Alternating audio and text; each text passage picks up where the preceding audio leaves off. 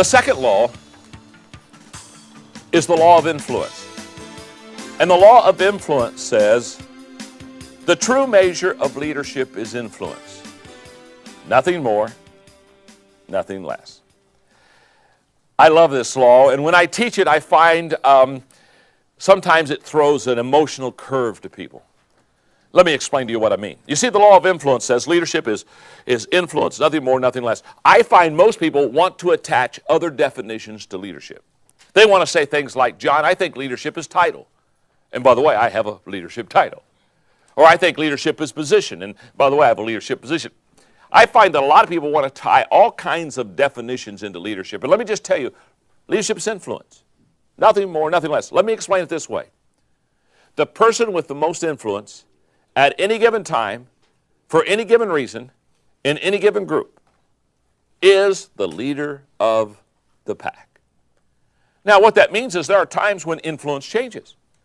There's times when one person will have more influence than another, but when you get onto another issue or another subject, that another person that leadership may shift a little bit because we are not all strong in all areas.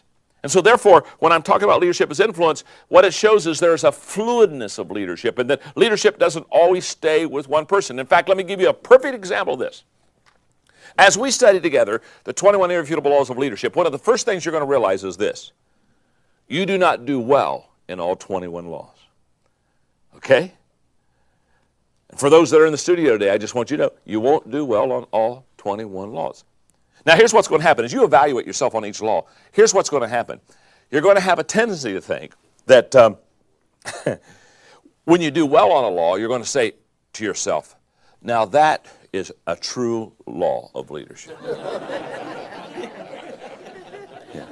Oh, John's right on there. Oh, that is so good. He's just, that is true. And on the laws that you don't do so well, you're going to say, that may not be a law of leadership.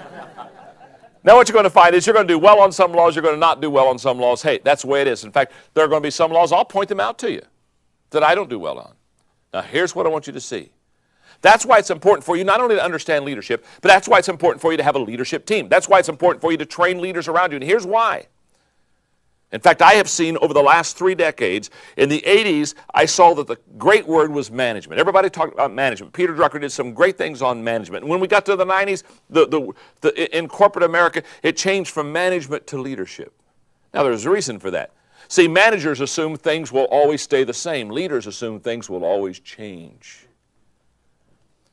And so in the 80s, when things were stable, wow, we needed managers to kind of control and to make sure everything was being taken care of. In the 90s, when we got to leadership, all of a sudden it drastically changed. We needed guys and gals and men and women that were fast-paced and could change and embrace change.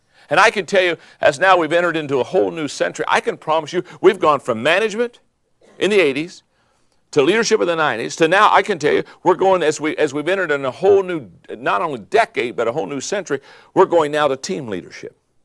And the reason we're going to team leadership is because the 21 irrefutable laws of leadership will teach you and me, very simply, that you just don't do all 21 things well. You don't, I don't. Now, the moment we understand that, I've got to have a leadership team. And the reason that I have to have a leadership team is because I need people around me that can absolutely make up for my weaknesses and can complement me. Does that make sense?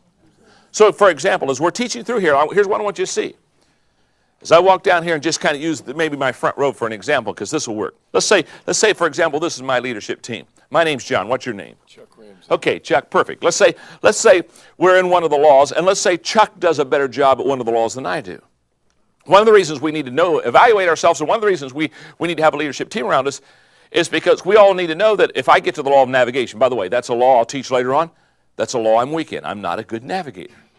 What I have to realize is, but let's say Chuck is I'm a 2 as a navigator, okay? I mean, just trust me, you don't want me to navigate. I'm kind of like Mr. Magoo, okay? So you don't want that. You don't want Mr. Magoo running the ship. Now, but Chuck, let's say he's a 9.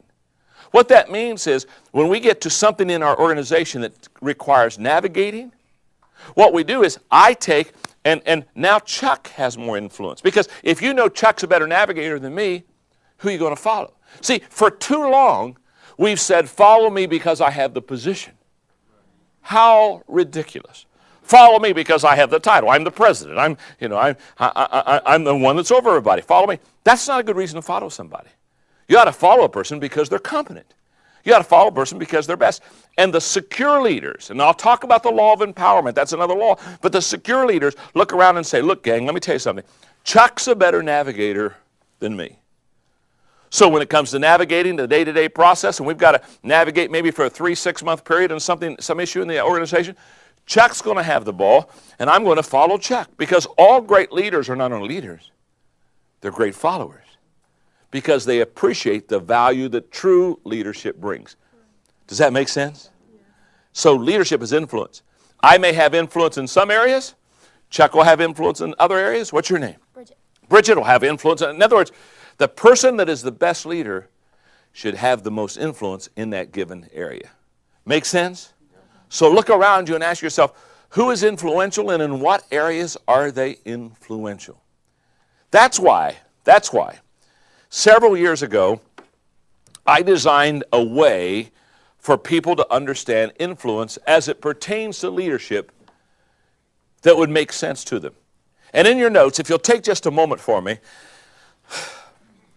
I want to draw your attention to the 5 levels of leadership. And when I use the word leadership, I could use the word influence. I use them interchangeably. And what I want to do is I want to walk you through this because this is essential for you to understand where you are as far as what level of influence you have and where you should go to increase your influence level. For example, let's go down to the very bottom step, okay? On that first lowest level, put the word position. Now, that's the lowest level of influence. That's the lowest level of leadership. In other words, when you and I go to an organization, we get a title, we get a position. Now, right inside that step is another blank. I encourage you to put the word rights because that's the key word when you're on the position level of leadership. Let me explain. When you and I have a title, when you and I have a position, we get certain rights that come with the position. Is that true? They'll look at you and say, you're going to be over these 6 people. This is going to be your department. These are your people that you're responsible for. Okay. In other words, at level number 1, people follow you because they have to. In other words, people say, why are you following that person? Well, it's because they're the boss. They're the leader. I have to. In other words, I'm under them. I really don't have any choice. Now, let me share something with you. Every one of us in this studio, every one of you that watch me do the leadership training, anybody that's just observing what I'm saying right now and understanding these levels of leadership, every one of us have had to follow people that weren't good leaders. Isn't that true? How many of you just, we don't need to call out names, okay, let's not get personal here. How many of you have at one time in your business life or your work life had to follow somebody and they were just a lousy leader? I mean, that's absolute go. That's 100% in the studio. Let me ask you this question. How many of you are sitting beside that person right now? Don't go there. Don't go there. Don't go there. The first question is a leadership question. The second question is an IQ question. Okay, don't raise your hand on the second one. That would not be a good thing. Okay. Now, here's what I'm saying. Every one of us have had to follow people that were not good leaders. Why? Because they had the position and title. This year, I'm going to be speaking to the West Point. I'm coming in for 2.5 days. I'm going to be speaking to all the cadets. I'm going to be speaking to the leadership, and they want me to talk about the 21 irrefutable laws of leadership because they teach it there. What's interesting is my challenge as I go to West Point will be I'm going to teach the 21 irrefutable laws of leadership, and so much of the service area is based on rank. And what they're going to have to understand, and what I'm going to do my best to teach them, of course, they're very, very sharp, so they're going to understand it very quickly, probably much better than I ever could, is they're going to have to understand that just because people follow you because you have a position doesn't mean that you're a great leader. Does that make sense? Level number 2 is the permission level. Let me walk you through the rest of these very quickly.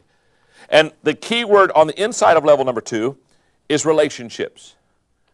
At level number 2, people follow you because they want to. And by the way, just stop for a moment and look at your notes. There's a world of difference between 1 and 2.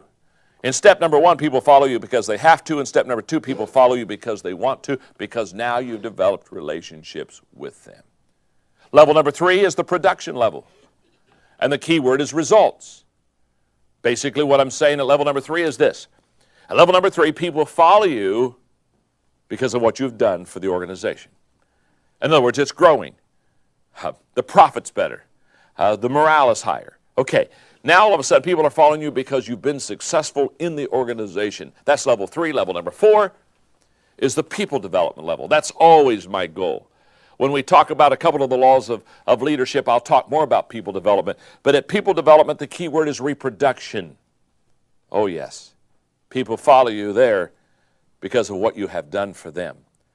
What you have done for them as individuals. In other words, on level number 3, they follow you because of results and what you've done for the company. At level number 4, they follow you because of what you have done for them. Now they're personally growing. Now they can say, I'm a better person. I'm more effective in my job because you've equipped them, you've given them tools. In the last level is what I call the personhood level. And the key word there is respect. And basically, you have done it so well with so many people for so long that people just automatically put you up there. So it's a wonderful level to be on. And I would encourage you on law number 2 just to take some time and look at the questions and ask yourself questions about influence and how you can more effectively influence others. The 5 levels of leadership, which is a lecture in itself, has its own training video because I spend a great deal of time really helping people work through those 5 laws. But for right now, the law of influence says there are 5 levels of influence, and you need to know where you are because leadership is influence, nothing more, nothing less.